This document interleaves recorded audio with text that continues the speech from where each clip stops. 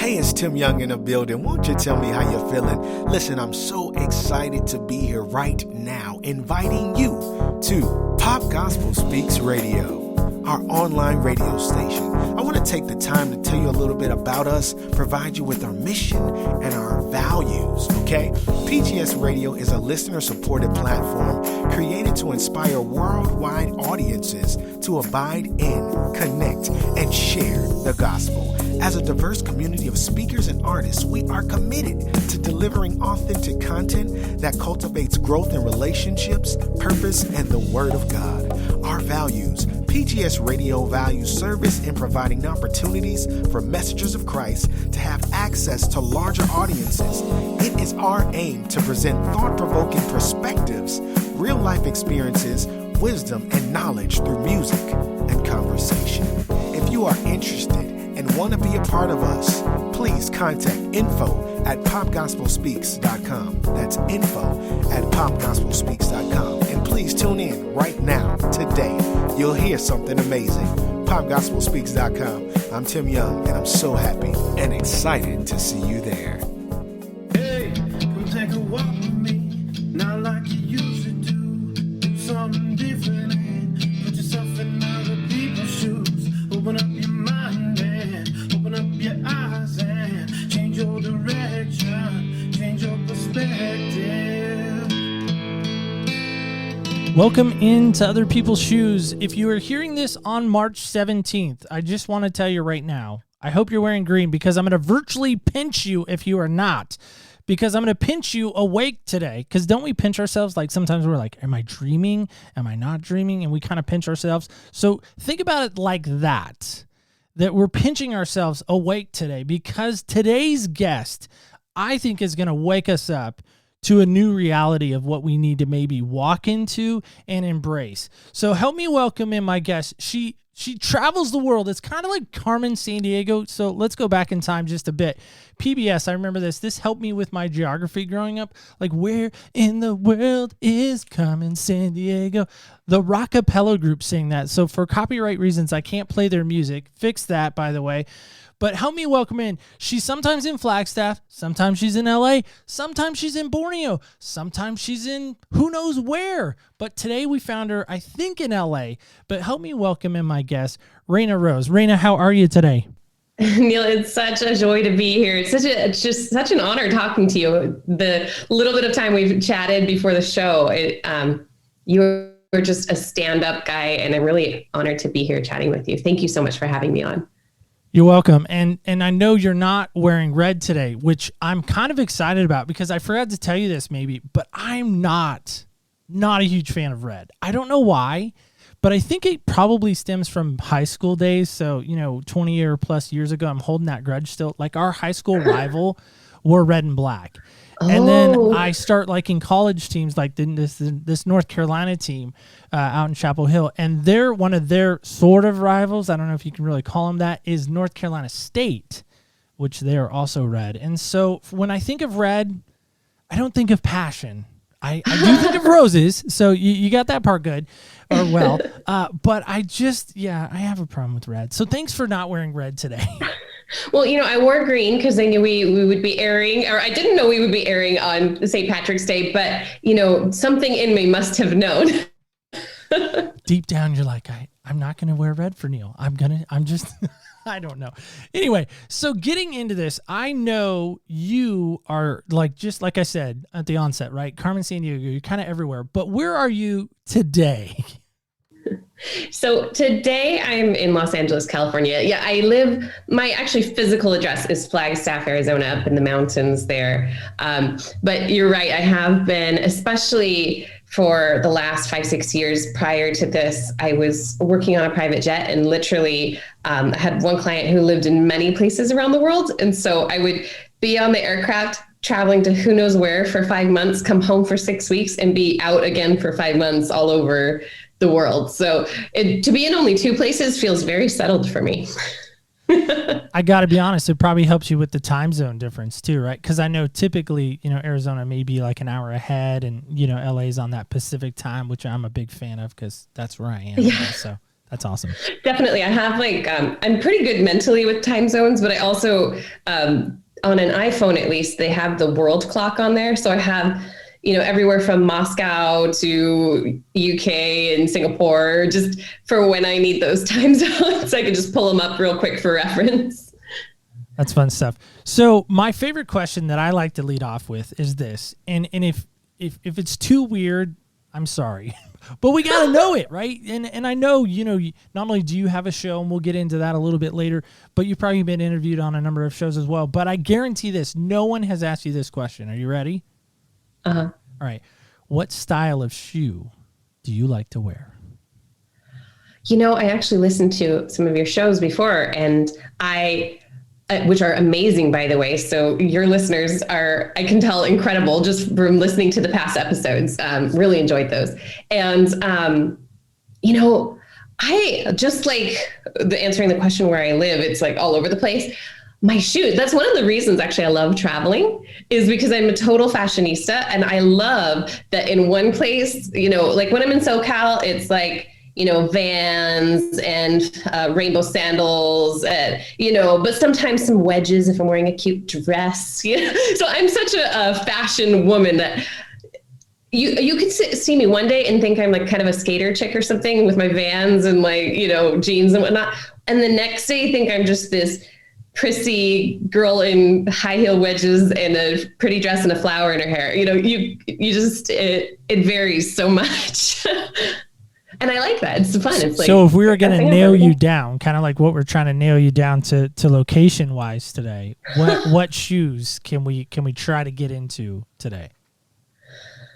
Oh, today I think we're trying to go barefoot. Okay. All right.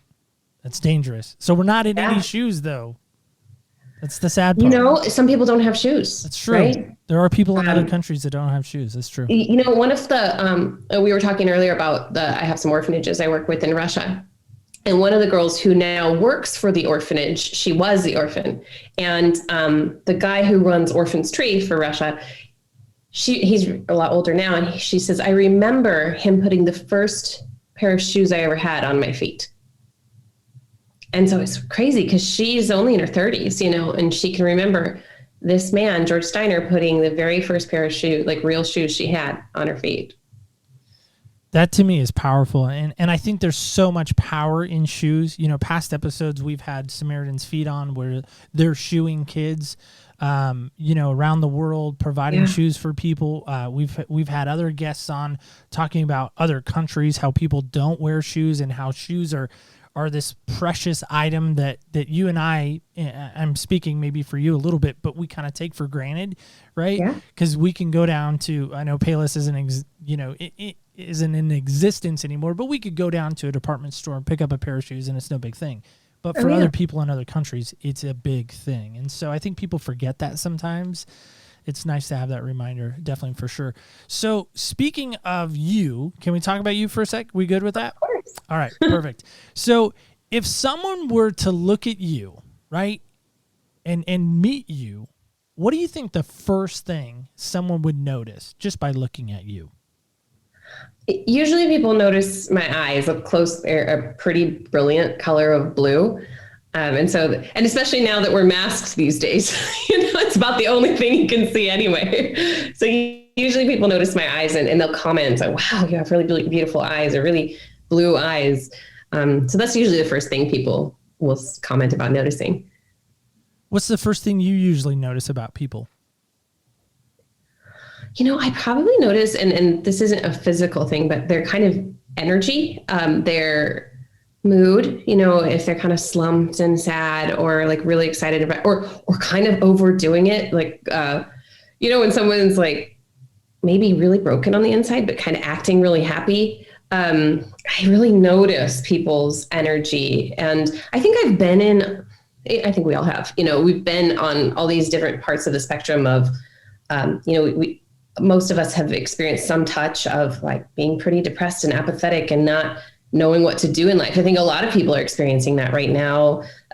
Hopefully by the time this airs, we're post-pandemic, but the statistics say we won't be. So a lot of people are feeling stuck, depressed. And so seeing that, even sometimes with a happy smile masked over it, all the way to, someone really expressing their pain or just really being genuinely joyful. I think that's really the first thing I noticed kind of growing up all around the world. Sometimes you would ask me, like, was that person Indian or black or white or, Asian? And I would be like, let me think. I could tell you what they said and what they felt and what their energy was like and their personality. But the physical attributes, there's something that I know them now and I pay more attention, but I wasn't paying attention to that as a kid. I was always paying attention to how they made me feel, what they said, what we talked about. I think the reason why I asked that question is because right now I'm in this series of how do you see me? Now, the flip side of that, right, is somebody's like, well, are we talking about you, Neil? Are we talking about how we see you? No. We're talking about my guest, hopefully, is this idea, like, again, if we were to bump into each other, maybe on a first class plane ride or, maybe in this private jet. I don't know how I got on the private jet, maybe because awesome. One time, awesome, because I can't even imagine being on a private jet and, like, I don't even have a concept of that. I couldn't either when I first, I actually put this on a vision board like 5 years before I got the job. And I was just like, if this stuff works, I'm going to go big. And I put like private jets and yachts and all this stuff on the vision board, right? I'm just like, whatever, if this works, I'm going to put it all up there. And, I didn't own the things, like I was kind of thinking in my mind, but I got to be paid to fly on private jets all the time and go to the yacht shows and all this stuff that I just like got to live vicariously this billionaire life. And so, it's funny you say, how would I get on it? And it's like, we never know how God works. Even the most, we might consider shallow dreams. Like God's like, I care about the things you care about. And I'm going to have you work on a private jet and get to experience that. And it's going to be awesome. Well, I keep hoping, North Carolina season tickets just show up in my mailbox or maybe even FedEx to me. But, as of yet, maybe they're still at the FedEx facility. Who knows? But you could have a raving fan one day who's like, hey, I got box seats. Here you go. Yeah. Call me. My number's on the website. But I say that because I think so many times as people, right? Me as a people or me as a person, you as a person, we see somebody, we look at them and we immediately do, usually in my mind, one of two things. We start judging or we start trying to figure out who they are, like who they are really. Like if I'm looking at this person, like you were talking about their energy, some may even say aura. I don't know if you would say that, but this kind of how they are, their countenance, their body language, all this stuff. Like I spend most of my days on a telephone. And so I'm hearing somebody's voice, and based on their voice, based on what they're telling me, I'm making judgments and assessments on what they're telling me. And so that's why for me, actually visually being able to see somebody right now, and of course in this pandemic, post, pre, whatever we are, who knows, I think to me, finally seeing somebody for who they really are has been such a value to me in trying to learn that and discern that and figure that out. So that's why I asked that question. So, it is interesting you say that because, as I talk about, you could really think many different things of me based on like clothing and shoes and things. I have a friend who is, she does all the clothing for TV shows, and she's also a style consultant. And she says that statistically, people will sum you up in 4 seconds before even looking at your face. So they will look at your shoes, your clothes, your, jewelry, whatever you have on, before they've even gotten to your face. 4 seconds, they've made an assumption about, how much money you make, what you do in life, how confident you are, all kinds of, which may or may not be true on some people. There's a reason God's given us a mind that can assess and analyze. But it is interesting you say that because statistically, within 4 seconds before even looking at someone's face, we've made some sort of a judgment.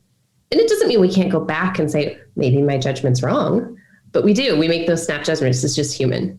So have you ever caught yourself doing that? Because I'm wondering about this. Like for me, when I meet people for the first time, this is what I noticed. I noticed 2 things. First thing I noticed is eyes. So you hit it, as you said, you think people notice your eyes. Second thing I always look at, actually it's usually flip-flopped. I look at your shoes first, then I look at your eyes. And I don't know why I do that. And I think, well... Did you do that before your show? Yeah. I did. Wow. And I think part of it, so let me restate that. I think part of the reason why I started doing that is I was obsessed and still kind of am. I think everyone on the planet's probably seen this movie, but Shawshank Redemption. And towards the end of the movie, if you haven't seen it, I'm going to wreck it for you. I don't know how you haven't seen it, but you're probably under a rock somewhere. But towards the end of the movie, the main character, Andy Dufresne, is walking through, the prison as he's getting ready to escape. And he's wearing the warden's shoes, and he's shined them up real nice and polished them up all nice and pretty, and nobody notices his shoes. Morgan Freeman is actually narrating that scene, and he goes, I mean, really, how often do you pay attention to a man's shoes? The minute I heard that, I'm like, you know what? Life declaration, I'm going to pay attention to people's shoes. And that was way before the podcast, like way before I even was inspired by my wife to start the podcast. And so to me, there's such value in seeing somebody's shoes. Little did I know what it was going to obviously blossom into. So I just was wondering if you've ever really noticed anyone's shoes. That's all. I do notice people's shoes, if they've got cute shoes or really nice shoes. I think I like fashion, so I notice a little bit of everything. Particularly there's some words. I grew up in a British school, so there's some words I still have trouble saying in American English. A spot of tea. Yeah, literally. I usually say literally if I'm just not thinking. But anyway, particularly if someone has really cares about their outfit, you can tell they put it together and they didn't just throw on some sweats and leave the house. That's when I'm probably more prone to really look at the shoes. They spent time putting this together, and I want to recognize the art which they made in their outfit. And I think that's fun. And at the same time, sometimes I like to go out in the house in some sweats and tennis shoes and a ponytail and a hat, Yeah, we could talk shoes all day. So I'm curious about this for you. And I don't know if this is a true statement or not, right? Because I don't know. I don't know you. We don't know each other. But I'm just curious about this from a standpoint. Who or what has robbed you of your identity? Robbed me? Yes, correct. Robbed you of your identity. Well, I would say probably the only person who could truly rob me of my identity would be me, myself. So growing up in Brunei, so my dad was a pilot on one of these private jets when I was a kid, and he flew for the Sultan of Brunei, which before Bill Gates, the Sultan of Brunei was the richest man in the world. And so I actually went to this international school on the other side of the world with princesses. And the cool thing was, although the princesses traveled with 2 bodyguards apiece, there wasn't this huge distinction between she was a princess and this person is Indian and that person's Asian and that person's white and they're Muslim and they're Christian and it was all very celebrated in this international school. Your differences, and I had kind of probably outdated late 80s clothes, but I had my pink skirt with black polka dots and leggings and socks, probably 3 pairs of socks, the scrunchy ones, and nobody else had that, but it was cool because that was me. And I was from where I was from. And then I moved back to Orange County, California. And if you've ever seen that show, Orange County Housewives or anything like that, it is, you fit into this tiny mold that everybody else, we all look the same, we listen to the same music. And it was shoes. It was if you're not wearing Converse, you can't sit at our lunch table. And, for the first time in my life, differences were not celebrated. You were actually ostracized for having any differences. And I had never experienced that. And trying to fit into that, when I was a kid, and the mold that you had to wear these kind of clothes and these kind of shoes. And, I actually did go out and get those blue Vans with on your show with the stripe, and because there was a lot of surfers and skaters in the school.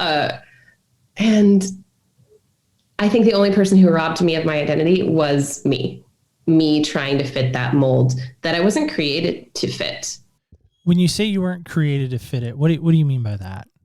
Well, I think, we are all so unique. And so one of the things I talk about in my book is that I don't wrap the answers up nice in a box with a pretty bow for people. because I can't answer your spiritual questions. I can give you some basics, but it's mostly questions, helping people to ask themselves deeper questions and really get to their own bedrock of faith and finding God in a way that's meaningful and it's very contemplative. And so I really do believe like we all have different fingerprints, right? Our eyes are all different, even if they look similar. Like we're all unique and we have all been knit together in a very different mold. And so when we're trying to be like someone else or look like someone else or take someone else's identity, that's a mold we're not created to fit. And so even, when I was singing and someone would say, you're going to be the next Celine Dion, or when I'm, doing TV, you're going to be the next Oprah. So, no, I'm going to be the first Reina Rose, I'm the only Reina Rose, because this was the mold I was created for. And the things that are on my heart, those purposes are unique, or God wouldn't have made me and placed me on this planet.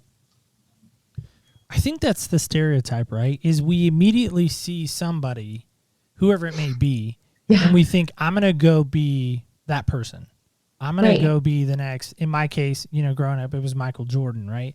I'm going to put on those Air Jordans.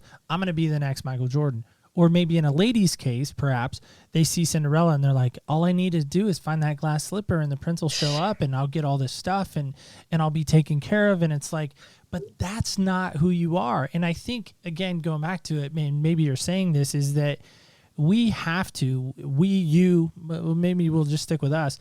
You and I have to identify the fact that we are not somebody else. We have to be us, right? That's right. And I know for you, I read on your website, you had something unique happen to you. Like your name, if we're being truthful, wasn't always Reina Rose. Right. Not that you're withholding that, not that you're lying by any means, because you're not. Yeah. The way I said that, I was like, I don't want to sound like she's lying. She really is Reina Rose. She's legally Reina Rose, but that's you right. weren't always Reina Rose. You didn't always identify. And that even sounds like weird to me. Like, a whole nother conversation. That's a whole nother topic, right? But you're right. For you weren't always Reina Rose. Your parents, when you came out of the womb and they wrote on your birth certificate, they didn't write Reina Rose. That's right. What did they write? Right. So you're talking about a situation. So it's a longer story than I even put on the website, and I'll share with your audience a little bit. So when I was in my late 20s, I started delving a little bit into contemplative prayer, and I was just being more thoughtful, right? Just a little bit, but I was still very honestly selfish. I was, just greedy. I was broke all the time and just looking to grasp onto whatever, like I could, and really self-conscious. I hadn't really developed as a human yet, and so I remember I was driving back from somewhere at one point, and God placed on my heart really strong, I'm making you a queen, and everything you're about to go through is to make you a kind, a generous, humble, and gentle queen. And I remember I'm like, 26 or something. I'm like, God, that's weird. That's all I had to say was, God, that's weird. Like, what do you mean you're making me a queen? And, like I said, I was all these things that were not kind, gentle, humble, generous. And so, that was, 10 plus years prior to my name change. And so, after that, my brother died. After that, I went through a lot of things that really did give me empathy, make me generous, kinder, gentler to myself and other people. I was always like such a hustler, a pusher. I was going to get these things done. And I still am that way in a sense, but I'm gentler with myself and others now. I can accomplish things in grace without striving. And I still have to keep myself in check, but go down the line. And I was on that job, just traveling around the world, having this amazing lifestyle. And there was one of the pilots that worked on the plane who I knew going into the job, but I didn't have enough self-respect, to be honest, to even, say anything. And so I knew that the last girl got fired for standing up to this guy. And so when he was abusive to me, when he'd say, hey, your ASS is hungry, it's eating those pants at work, right? At work. Or you better hurry up and get married and have kids, because once you turn 35, your ovaries are going to shrivel up and die. And I'm like 33, and like all this, like constantly for 5 years, all the time, just berating me, and I would go back to my hotel room and cry, but I wouldn't say anything because Melissa played small. Melissa didn't want to lose her job. Melissa didn't want to make waves. But finally, 5 years later, after I had been singing under Reina for a long time, I had been writing some travel articles under Reina. I finally stood up to the guy. He, of course, didn't like it. And I finally reported him to the company, knowing that I would probably get fired because it's easier to replace a flight attendant than it is a pilot. And so, but I said, you know what? Melissa played small, but Reina stands up for justice, even in the face of loss. And if I can't stand up for justice in the face of losing a job, how will I stand up for justice in the face of nations or whatever God calls me to in the future? And so there was no choice but to go in, do what was right, say what had been going on, and take the loss because of it, And honestly, I have been, doing some of my own business things that thank God God blessed me to save a lot of money in that job. But for almost 2 years now, I haven't been working in that industry. I've taken just a couple flights here and there, and been, working on my book and stuff, which isn't really a big money maker, but it's definitely fruitful in other ways that God has blessed it to be fruitful. But, it was a huge hit, and it really hit my identity of being someone who I have to be radically generous in other ways than money right now. And it was just so easy when I was making tons of money, to sponsor the orphanage and to bring people to, and their kids to Disneyland because I knew they couldn't afford it, but I could, it was really easy to be generous with money. And now I'm having to find other ways to be radically generous, whether that's like having people on my show and promoting their business, or I created this summit right at COVID with 85 speakers, and people could come in and learn how to get their business online or cope with tragedy and hard times. And so it's really been a challenge to be Reina, like to step up into what that queen is. Melissa means honeybee, Reina means queen. And sometimes I want to just like retreat back into being Melissa because it's easier. But it's like God called me to be this queen, and not in like I'm reigning over people kind of queen, but this servant queen that is like, okay, I have a responsibility for the community God's called me to. And I need to take that responsibility seriously because this is the kingdom. This is his kingdom, and he's entrusted me with this part of the kingdom. And so it's been challenging. And it's mostly challenging right now. And I see the rewards coming, and I see, like sometimes when people will say, hey, I read your book and all this guilt and shame lifted off of me. And I was feeling too guilty and shameful to walk in my purpose that God has given for me. But now that this lifted, I'm walking in my purpose again. Thank you so much for writing this book. And like I said, it's not coming through in dollars at this moment, but I have to like see the fruit where it is and be like, all right, God, I know you'll continue to provide. I still have savings. I still am walking in what you've called me to. And when I've gone back to aviation, because that's always been like my cash cow, I did it once during this time, twice. But the second time God almost audibly said, if you don't go where I've called you, you're going to end up in the belly of the whale. Keep walking in what I called you to. And I was like, oh, okay, got it. Did you lose your job when you turned him in? I did. Okay. Yeah. You did end up losing your job. Mm-hmm. To me, that's sad, but we could go down that road. I'm sure. It is sad. And that's a reality. And, still for a lot of jobs like private flight attendant, where you're, my actual boss, he didn't have to do with the company, like letting me go instead of the other guy a little bit, but my actual boss was fabulous, but in general, that kind of job, hostesses and whatnot, they deal with this. It's like, I just have to put up with this or I'll be out of a job. Right. And I could report it. Sure. And I could say the right thing, but it's not going to benefit me to do that. Nobody should ever have to put up with that. I don't care who you are. Nobody should. Nobody should. Guy, girl, doesn't matter. So, you talk about the name change, which, by the way, Neil means champion. Awesome. So, my daughter's name is Adia, Adia, and her name comes from Swahili, and also the Sarah McLachlan song. That's not where we got it. Stop writing me about that. But her name in Swahili means gift from God. So wow. There you go. And I don't know, my wife's name is Elizabeth. I don't know what Elizabeth means, but in my mind it means queen because she is my queen. Yeah. So there we are. So was that really like your biggest aha moment for you? Was the name change? Was recognizing that, you're walking into kind of this royalty, this again, not the lording over royalty, but you're a royal princess, queen, like you've been bestowed upon this. I think of Esther, like when I was reading over your stuff, and it was very brief, by the way, on the website. I love that you give us more of an explanation. But when I was reading over that, like I kept hearing Esther, like the story of Esther, like she's called to save the people from genocide, and her name even gets changed. And so when I was reading over that, I was just thinking about that. So was that your aha moment, or was there another one? And just touching on Esther, it's funny you say that, because one of the things I like to do to just stay grounded is go to Benedictine monasteries and just hang out in silence and maybe mentor with the monks one of the days. And one of the fathers, Isaiah, up in the New Camaldoli Hermitage in Big Sur, which is one of my favorites. That was what I actually was there when I came down this last time, was right when lockdown hit in California. And it was like, as soon as I came down the hill, my phone started blowing up like that we're in lockdown. And he had said, I think all that you're doing right now is for such a time as this. And, he was quoting this from Esther.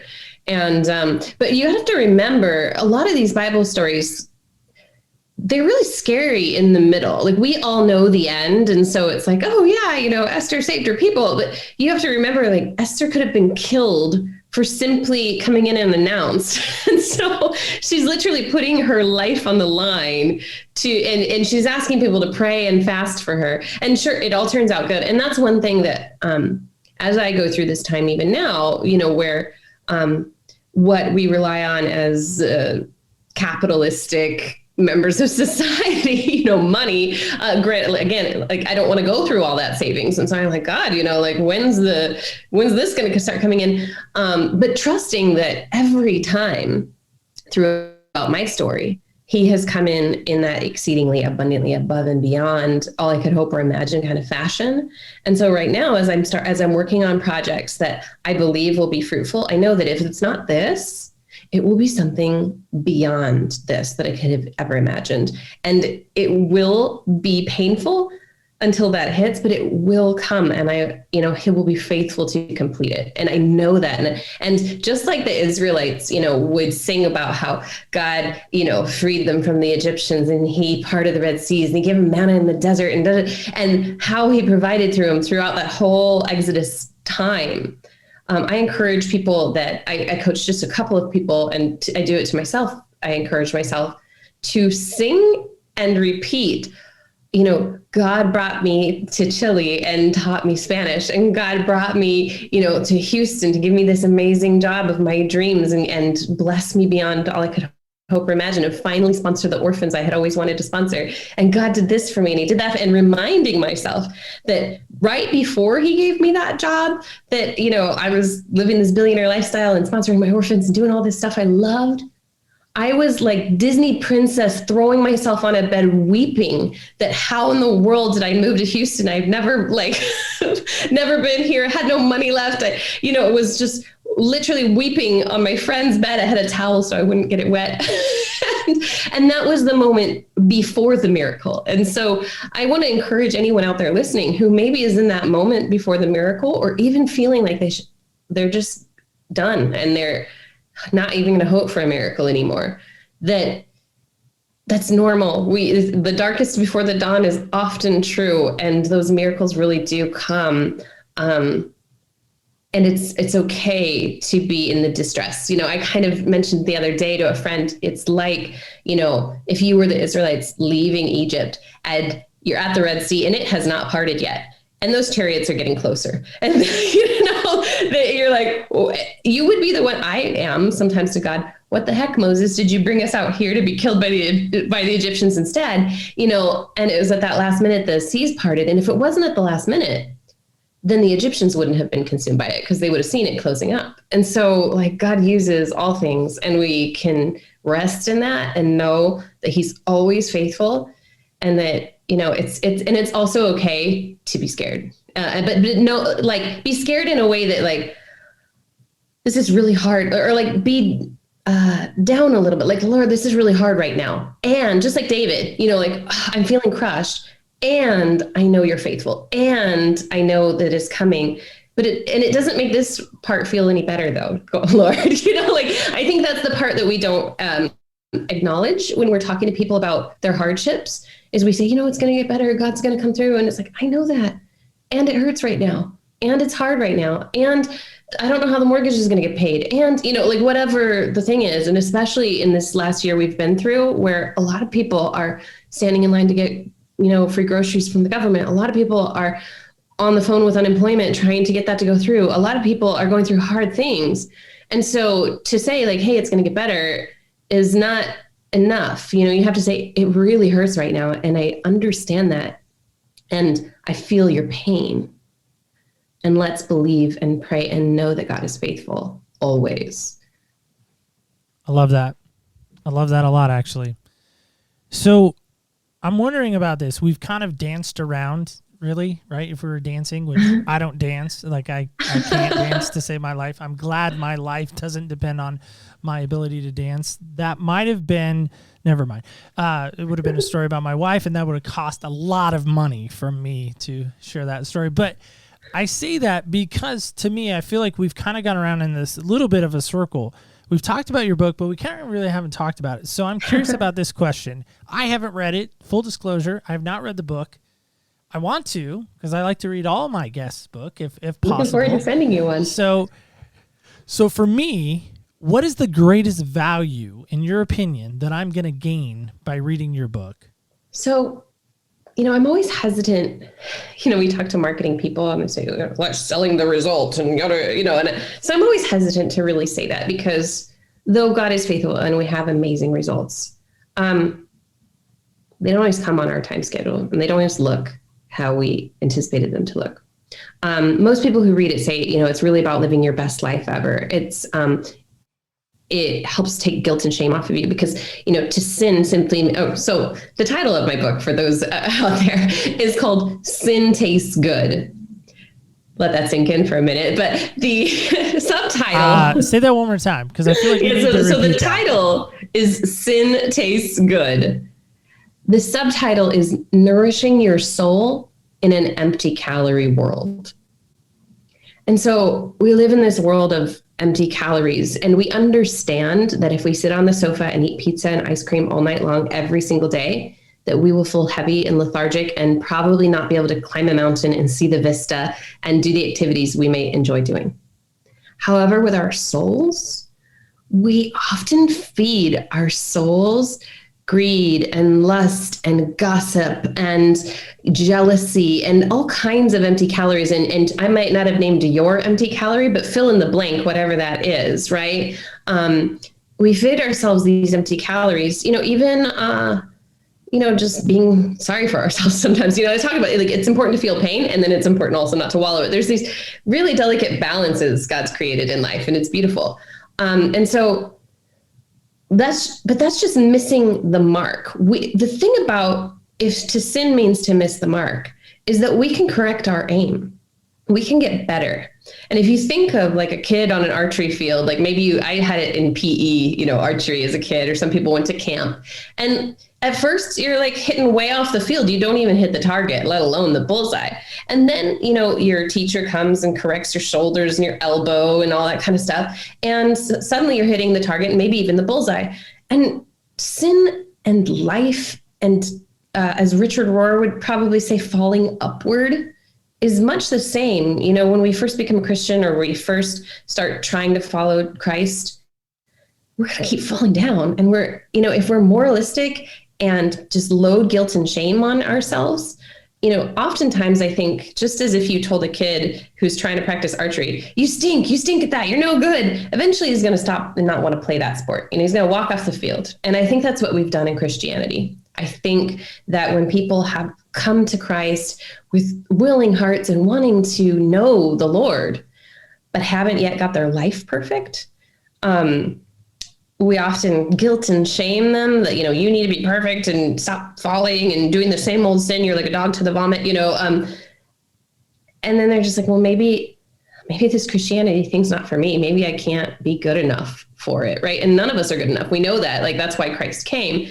Yet we still hold others to this impossibly high standards, and sometimes ourselves too. And so a lot of it is really about, like, let's get behind the why I want to do this behavior instead of that behavior, or this thought instead of that thought, or this pattern instead of that pattern. And to repent, of course, means to make a 180-degree turn, to turn away from. And so again, so these words, have like a lot of negative connotation on them in our society now. But if we think about, if we're wanting to go left, like over here at the left, there are pots of gold and joy and every, pleasure known to man. Yet we are continuing to walk right. All we have to do is turn an about face, and we can walk towards the pot of gold. And so that pot of gold is different for everyone. Like I said, God has made us for different purposes, different molds, different things bring us joy. And so the questions in the book are really formed to help you develop a deeper sense of connection with God, help you develop a deeper sense of what that purpose you have is. Some people don't even know what they want, or what the desires of their hearts are. And so really getting these questions, and then getting into questions like, have I been judgmental? Have I judged others' faiths? Have I judged my own faith? Am I harsh on myself? And kind of just getting us to hold a mirror up and wash off the dirt from our faces, that has just clouded us from seeing clearly. And so the biggest thing you'll get is a graceful heart, to be honest. And that's not something that we value in our country, in our world that much, but that's probably the one thing I could say, you will get this out of the book, is a graceful heart. Other people have also said, they have lived a much better life because the way that they approach their goals is a little different. The way they hold on to things is a little different. But yeah, and trust me, like I said, I've created vision boards and manifested private jets and yachts out of those. Like, that happens too. But the real gold in there is a change of heart. Which I think last time I checked, you can't buy that on Amazon or eBay, right? That's right. Just checking on that. Mm-hmm. I don't know. Maybe there's another website that I'm not aware of that you can buy. You can buy the book on Amazon, though. You can, absolutely. You can buy. So while you're there, stop on over to Buy a New Heart. And, I'm sure that's in the shopping cart. So I'm curious about this because you've talked about God a couple of times, right? You've talked about, it sounds like you're kind of pretty rooted in maybe the Bible. I don't want to say Christianity. By the way, my least favorite word, I think, is kind of starting to turn into Christianity, by the way. I agree. And I'll tell you why. That in the book too. Because Christianity, actually, if you're a Bible scholar, so if you're not, let me help you out, 3 times. It only appears 3 times in the entire Bible. Now, I want to challenge you, not you, but those listening, and maybe you. I don't know if you want to take the challenge. I don't know. It's up to you.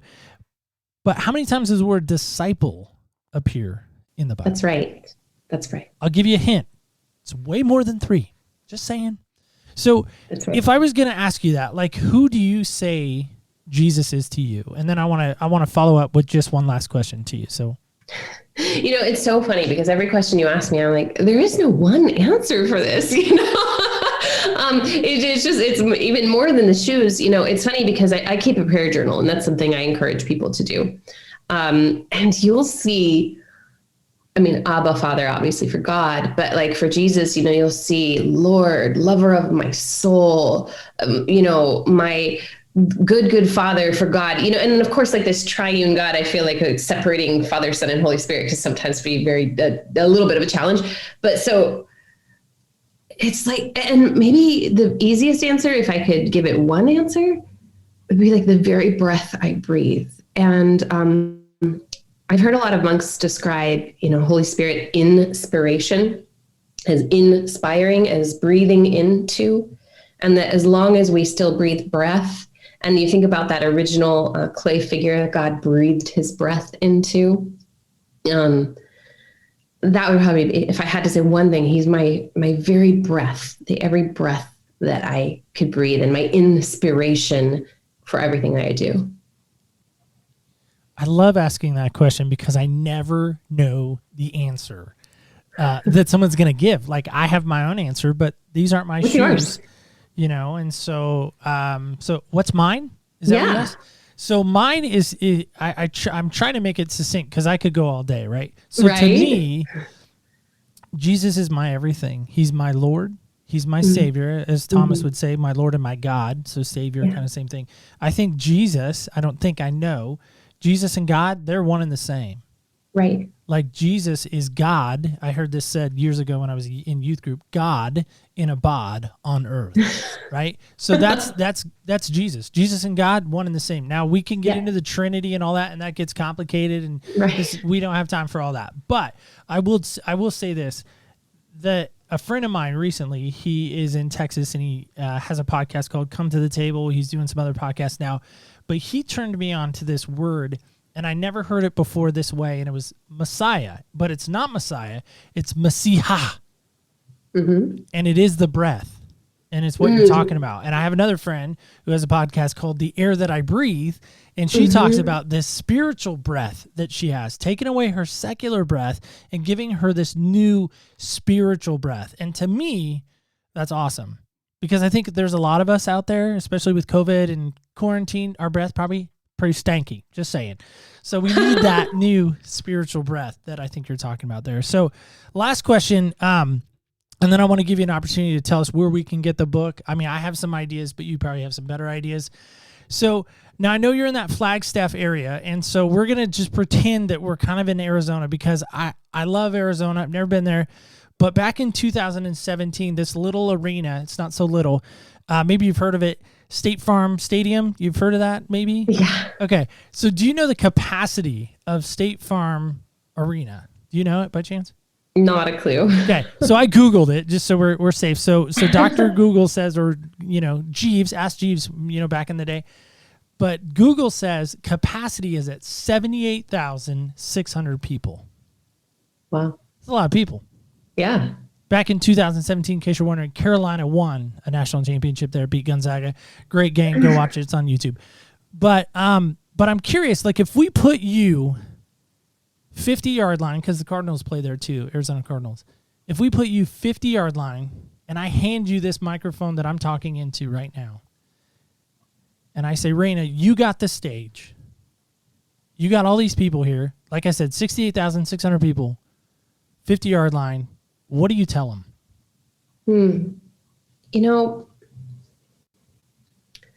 I think I would take a moment of silence, and not a moment of silence to mourn anything or grieve anything necessarily, but a moment of silence to allow the creator of all things to speak to your heart, to stop all the incoming information for just a few minutes, and allow the one that created your breath, that created your thoughts, that created your body to speak to you. Because I believe, and I would say this on the 50-yard line, I believe that being, God, Jesus, all in one, and up in the sky now, up in the heavens, is always speaking to us. Yet we have so much noise. I've been because I am in LA at the moment, I've been muting the ambulances and things going by outside. There's so much noise though, from what we have to do, what we want to do, everything that we're striving for, that we don't silence and listen to that still small voice that has so much to tell us, and that gives us gifts we didn't have to strive for. And when we listen to that voice, that's where all the joy comes from. And so I would be quiet and allow people to listen to that voice. So let's do something. Let's put your principle into practice right now. So I'm gonna go 10 seconds, and you and I are just gonna sit here for 10 seconds quietly. And I'm gonna leave this into the episode. But let's see if we can do it. Ready? Here we go. Yeah.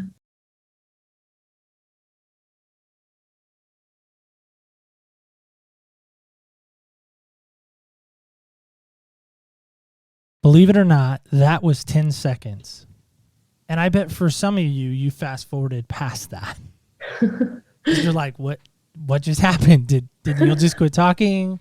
Did Reina just quit talking? What happened there? Like, did you have a malfunction? No, that was just 10 seconds.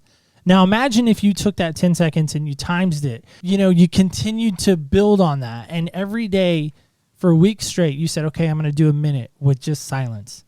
I'm going to do 2 minutes. I'm going to do 5 minutes. I'm going to do 10 minutes. And then maybe you work up to an hour of silence. I can't imagine being, by the way, my mom would think it would be a miracle from God if I could be quiet and still for an hour. Not sleeping, but like awake. So I do want to offer too, actually. Yes, please. If you go onto my YouTube, Reina Rose TV, there are 1 minute meditations as well as a guide into contemplative prayer. That one's about 10 minutes. But if you can often use a 1 minute meditation that just kind of guides you towards listening. 1 minute before you go into the house after a long day at work where you're frustrated and you don't want to, take that all out on your wife and kids or husband and kids. You can use that 1 minute as you're transitioning into the office, 1 minute as you just before you go into prayer so that you're praying with the heart of God. And so there's a few 1 minute meditations on there if you'd like to look, or if you're interested in what contemplative prayer looks like, which is more of a listening to God than all the requesting of God. That's there as a resource. Yeah, because I think God wants us to listen too. He doesn't just want our Amazon wish list. Like, here you go, God. Like, here you go. I still say, so my prayers used to be a laundry list of my problems to God and then telling him how to fix them. And now it's a lot more listening that, okay, God, this is the desires of my heart. This is what I'm feeling, seeing, hearing right now. Where do I go with this? Well, I'm not trying to make fun of your name by any means, but being the queen, right? You have to be royalty. You're like, listen, God, I'm the queen. You're the king. Let me just go ahead and do this for you. Knock yourself out. So anyway, yeah. So Reina, how can people get the book? Because we're going to link it. You don't know this. This is a little surprise to you. We're going to link it on Books That We Love right on our website. So right now, go there right now, opspodcast.com. Click on Books That I Love, and it's going to be right towards the top, right underneath that amazing book called Carolina Way. Just down a little ways, you'll see Reina's book there. You can't miss it because the book cover, by the way, begs for somebody to read it. That's what intrigued me about it too, by the way. Talking about looking at the outside cover, judging the book by its cover. I did that fully. But how can people go and do that if they don't want to go to our website for some weird reason? And I just want to touch on one thing as the queen. God calls us to reign in life, and Christ calls us heirs, co-heirs with him. So we are truly all called to be kings and queens in Christ, right? And again, that's not a lord over people kind of king and queen. That is God's kingdom. And this is the section of his kingdom that he's called me to serve and watch over and be the shepherd of, right? And we don't all have to be pastors to be a shepherd. We're sheep and shepherd all at the same time. And so I just want to touch, we are all, and that's something that I think as God's lifted me up to, here be this queen, it's also show other people how to be kings and queens, because that's what I've called them to do, is reign in life. And that means all the days of our lives. And so, you can go to Amazon, get the book, but make sure you go to the podcast website, because I'm really excited to just be on this list of books that you love. And the cover, I'd love to, if you want to just reach out to me on Instagram or on my website. Website's reina-rose.com, and Instagram is Reina Rose TV. That's my across all the social platforms. But if you let me know, just like, what did you think of the book cover? What did you think as you started going through the book? Because I love hearing that feedback, because the book was really designed to attract both the believer and non-believer, right? It's someone who wouldn't necessarily read a book that said, develop a new heart in Jesus, and it asks tougher questions than that. And so I'm really excited to hear your feedback, because I know that if you listen to a show like this, that you have a deep heart for the real things of life and life abundantly. Well, at least that's our hope, right? I think so. I've listened to a couple episodes. That's our hope. We strive for that. Well, I say we. It's really just me and my little friend Lenny over here. It's my garden, my green garden gnome. So I'm wearing green today. So, for St. Patrick's Day. Exactly. Better put on some green. Exactly, right? Before I leave, I make sure I have some green. I need a green North Carolina shirt. That's on the Amazon wish list. So if anyone wants to help out with that, let me know. All right. So Reina, you're fantastic. I love that you came on. Love that you gave us some moments today. But it would not be a great episode without playing our amazing game called Senseless. So here we go. 5 senses. You're aware of that, I hope, right? Okay. You know that we have those 5 senses, right? Yeah. Okay, just checking. Yeah, I know you're in that fitness space. You've done some nutrition stuff, so really hope that. So 5 senses, and then sixth die in here, and you can see the die because we're zooming, is the wild card. So let's see what you get in the famous North Carolina Cup, because, you know, it's a lot of Carolina stuff in here. All right, here we go. I love it when this happens. So I'm not cheating. What number is that? 1. Okay, see, I didn't even tell her, like, you guys are like, you mouthed to her what to say. No, I didn't. I'm not cheating at my own game. Stop emailing me and telling me that I'm cheating at my own game.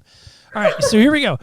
Senseless, question number 1 is this. How, and I think you've answered this, but maybe more succinctly, how do you want others to see you, maybe your legacy, or, you know, when all things are said and done, what would be said about you that people would be able to see about you?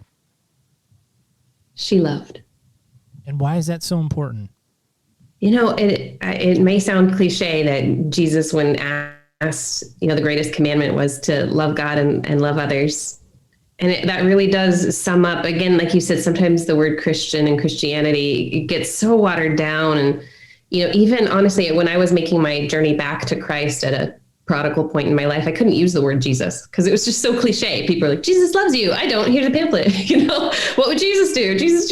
And I had to say Christ. So, you know, but if I have loved, that is Christ. That is God. That is what God is, love.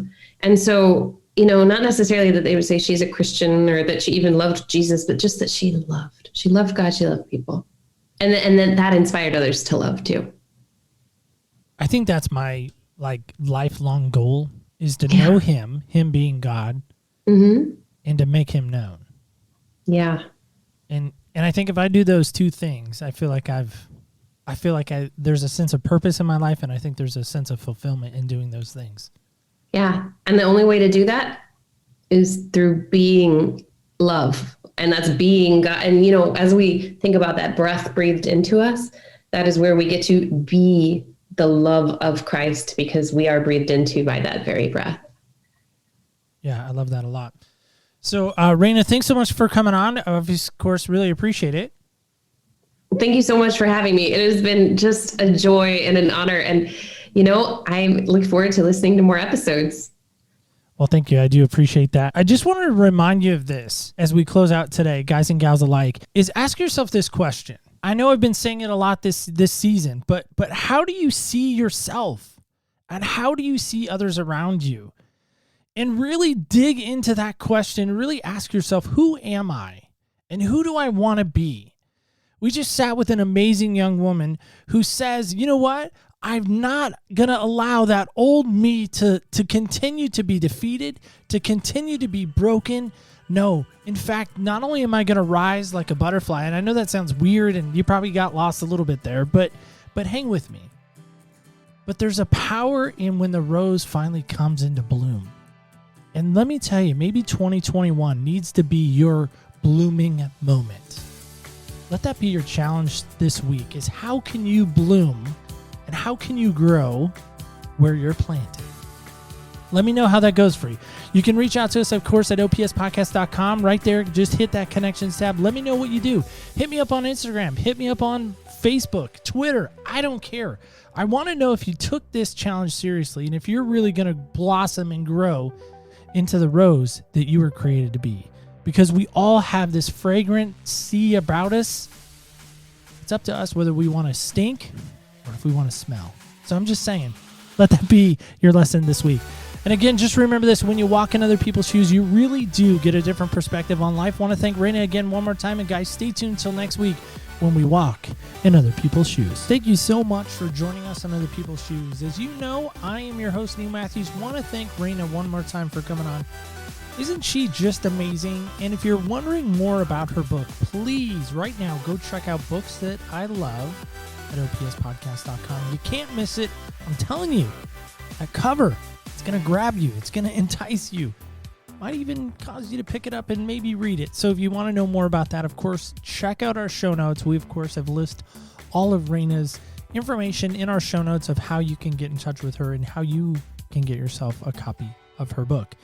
And if you want to hear more about what she's doing, please jump over to YouTube and just search Reina Rose TV. You can find her there over on YouTube. Pretty cool stuff. Speaking of cool stuff, I want to give you a little sneak peek of next week's episode. In fact, here it is now.